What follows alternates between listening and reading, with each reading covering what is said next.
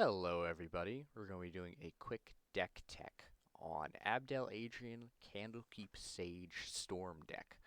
It's good because it is a budget version of Storm in different colors than what you see. While this version of the deck is very common as far as what you're going to see, it's not necessarily explained too well what you're meant to do or the nuances of it. So with this deck, Abdel exiles stuff underneath of him like Oblivion Ring and other effects like that, and then when he leaves, the things enter and you make that many 1/1s. Or no, they make it for each one guy exiled, sorry. Candlekeep, whenever your commander enters or leaves, draw a card. So the main thing you do is Candlekeep. Let's just do Cloud Shift. So you blink your commander, you draw 2 cards off your Cloud Shift, you get a lot of ETBs off of your ETB things, and you make a lot of 1/1s in the process. Um, One thing you can also do is when you attack with your 1/1s and they're all tapped out, then you blink, exile all the tapped 1/1s. You now have a bunch of untapped 1/1s again.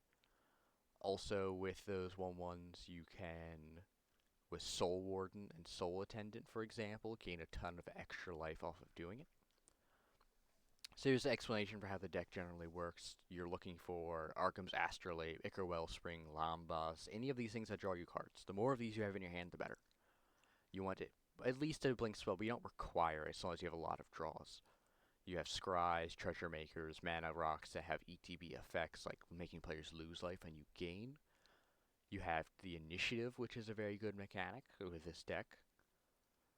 You have ways of going infinite with like Biblioplex Assistant, Shipwreck Drowser, Archaeomancer, which to infinitely return the blink spell to your hand. And with all the mana rocks that are untapping, you'll have infinite 1/1s and potentially infinite kill. One thing to note is you would need to get rid of your Candlekeep because you would then draw your whole deck, but you'll have enough mana to do that. Nuances that you should be aware of is you're very weak early game, exceedingly. So if you're to make modifications to the deck, you would modify according to how aggressive your tables are. The more aggressive, the less combo-y and more defensive. So for this one, it's kind of a middle ground. It's not meant to be an infinite combo deck. It just has them in there as an option. The biggest thing is you cast a blink spell, you have 6 triggers on the stack. So I don't recommend it if you plan to do a short game. It's about a mid-power deck, at least in my group. It's commons, that way it's not just, boring infinite combos. Your best cards are Reality Acid, Oblivion Ring, and Journey to Nowhere is your removal. Reality Acid you should only cast when you have your combo online for the blinking. Oblivion Ring and Journey you can cast whenever you feel like. The Oblivion Ring trick and the Journey to Nowhere trick are great. What it is when you have Oblivion Ring already exiled underneath of Abdel with his trigger, you will blink Abdel with the triggers for the Oblivion Ring on the stack and Abdel's exile trigger on the stack. You will have Oblivion Ring resolve last. So Abdel will exile Oblivion Ring, then Oblivion Ring will exile the non-land permanent you targeted. Thus, this Oblivion Ring never leaves the battlefield. So that permanent is permanently exiled. That is a very good combo. It turns all your blink spells into removal blink. You have Mana Ward, return their commanders to hand to keep them off tempo. You have Cloud of Fairies, so you can keep untapping more things. The way you win with this deck in a non-infinite fashion is Abdel Adrian will continuously blink to have enough value to make enough 1/1s that you can buff with either Eagles of the North, which can also be a mana rock or a land as an opener, or Stagecoach Security is another option. You also have other like continuous things like taking initiative a bunch of times. You could exile a lot of their or destroy their enchantments. You got Graveyard Hate, more value. You can increase and decrease the amount of things based on what you need. There's a lot that have this effect in the common slot for if you want to keep this as a Pauper deck. These two are just the best for what I am seeking. I don't want too many of this. Yeah, a lot of Scry. You can make a lot of treasures so you can build mana for later. Springleaf Drum's another good one.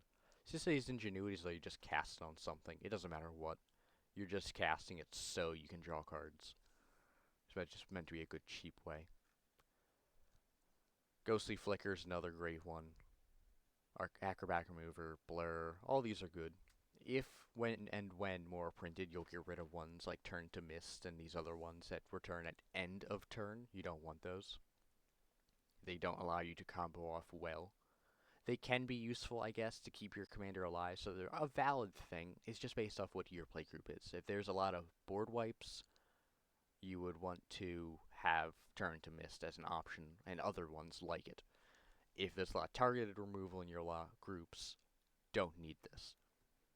The entire flexible slots of the deck will typically be more in this section for the untagged creatures here. For do you require, skipping combats, or are you looking to take out more of their resources with Dawnbringer Cleric and other options? There are a lot that do what Dawnbringer does, but that you don't have a choice in the matter, so it's not very good in your deck when you consistently wanted enchantment. But yeah, some counter spells. I would increase the counter spell count myself, as far as changes I intend to make. But yeah, I hope you guys enjoy the quick little deck tech, and it's a very good budget storm option because it doesn't require the standard Grixis powerhouses. Bye guys.